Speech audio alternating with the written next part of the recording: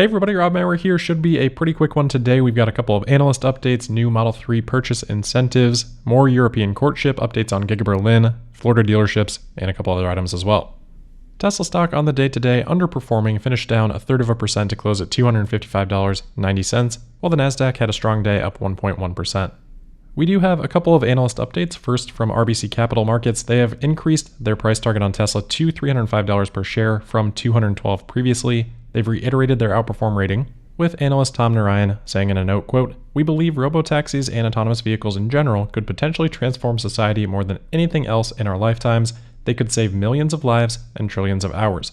We believe this fact alone should motivate regulators to support their development as we anticipate private cars being banned in many cities around the globe. Importantly, given how much value and convenience they offer and low pricing given the elimination of the driver, we see consumers switching away from private car ownership. We conservatively assume 25% Tesla robotaxi penetration in the US, 8% in Western Europe, and 7% in China. We also max out our licensing penetration assumption at 20% of non-Tesla robotaxis globally," end quote. So I don't know, feels like fairly intuitive or not really anything new there in terms of robotaxis or autonomous vehicles, but presumably it's an expression of their confidence in Tesla's position in that market and a reflection on their thoughts of the progress for FSD Beta.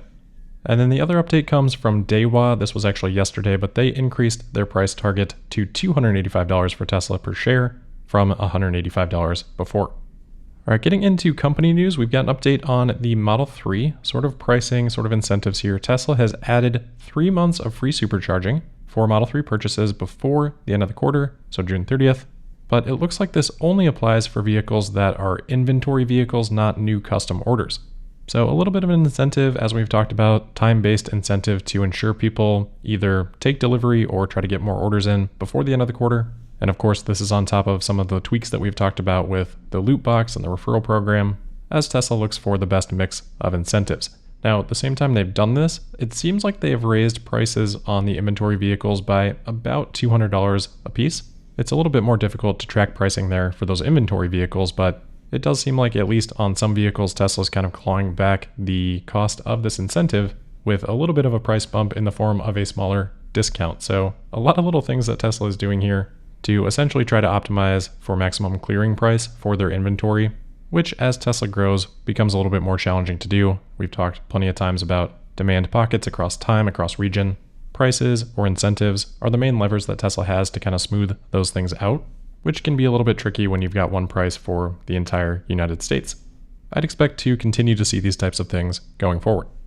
All right, next up, we've got another update on Elon Musk and Europe. The Prime Minister of Italy today tweeting, "I welcome today Elon Musk with great pleasure, a very fruitful meeting and a moment of great cordiality where we address some crucial issues, innovation, opportunities and risks of artificial intelligence, European market rules, and birth rates. Forward towards the future challenges that unite us."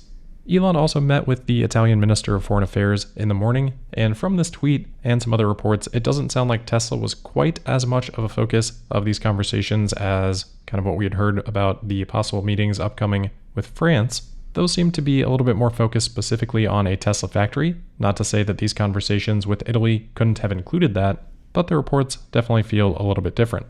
Whatever the topics, I think it's a positive to see Elon having these meetings, and even if Tesla isn't the primary focus, I do think that still puts pressure on factory negotiations with other countries, and obviously Tesla's scope of business is quite wide, so any political brownie points that Elon can win in these conversations can potentially yield some benefits for Tesla in other ways as well.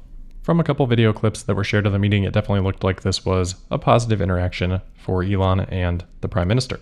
As we talked about, the Euro trip continues for Elon tomorrow when he will meet with France.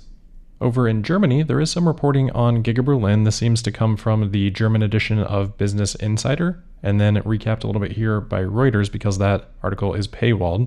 But it seems the original article suggested that Tesla would be not hiring as many workers, not working Saturday shifts at Giga Berlin, which obviously calls into question production rates. So Reuters here saying that, quote, "Tesla will hire fewer temporary workers than it did in its ramp-up phase and refrain from Saturday shifts, but it is still on track to achieve its production targets," the company said on Thursday, end quote.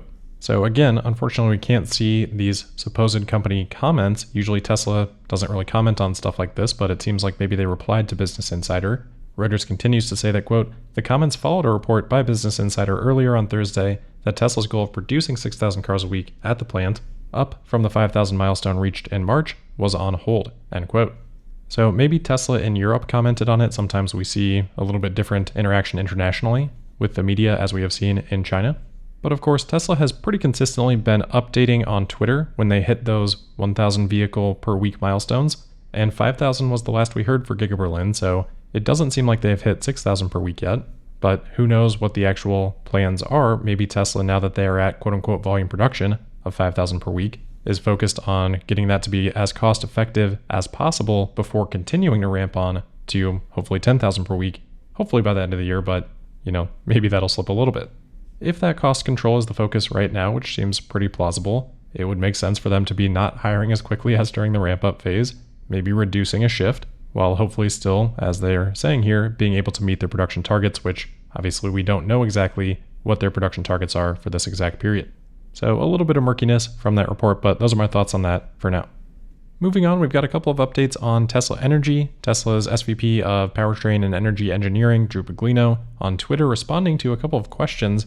First, about the possibility of Tesla setting up a virtual power plant in Puerto Rico like we have seen them do in other markets. Drew saying, absolutely, we have over 350 megawatts of power walls in Puerto Rico that could help the grid shortage in Puerto Rico overnight. We are working with Luma Energy to activate a VPP for all Powerwall customers this summer. Stay tuned for more. So as usual, Tesla already working on it, but great to see that. It's a significant amount of Powerwalls there in Puerto Rico. Tesla has supported with natural disaster relief there in the past. That may have helped increase those Powerwall numbers, and hopefully an update like this can make them even more helpful. So we'll look out for that to become activated sometime in the next few months. And then Drew was also asked about when there might be a virtual power plant set up in Texas for folks signed up with Tesla Electric. I believe Tesla's already said that this would be coming, but certainly no surprise if not. But Drew said that it would be coming to Texas Tesla Electric customers soon. They're testing initial set of VPP services with ERCOT this month and targeting to pay out the first virtual power plant credits to Powerwall customers in Tesla Electric next month. So great to hear that. Always great to hear Powerwall updates. Hopefully we continue to see more of those. All right, last couple of things here. We've got a report from Automotive News that earlier this week, Florida Governor Ron DeSantis signed a measure into law that prevents direct-to-consumer vehicle sales, but fortunately, there is a carve-out here that protects Tesla because this only applies to automakers that have a franchise agreement in place. So a legacy OEM that already has an agreement with a dealership, they cannot sell direct, but a company like Tesla that does not have a dealership franchise agreement in place can continue to sell directly in Florida. Florida, of course, a huge market for the auto industry for Tesla as well, so definitely glad to see that carve-out. And then finally, Tesla has updated the price of their wall connector in the Tesla shop. It now increased by $50 up to $475 per item, which probably makes sense because in due time, there's going to be some more demand for these from Ford EV owners, from GM EV owners, and any others that may adopt NACS. All right, that's where we'll wrap it up for today. So as always, thank you for listening. Make sure you're subscribed and signed up for notifications. You can also find me on Twitter at Tesla Podcast. And we'll see you tomorrow for the Friday, June 16th episode of Tesla Daily. Thank you.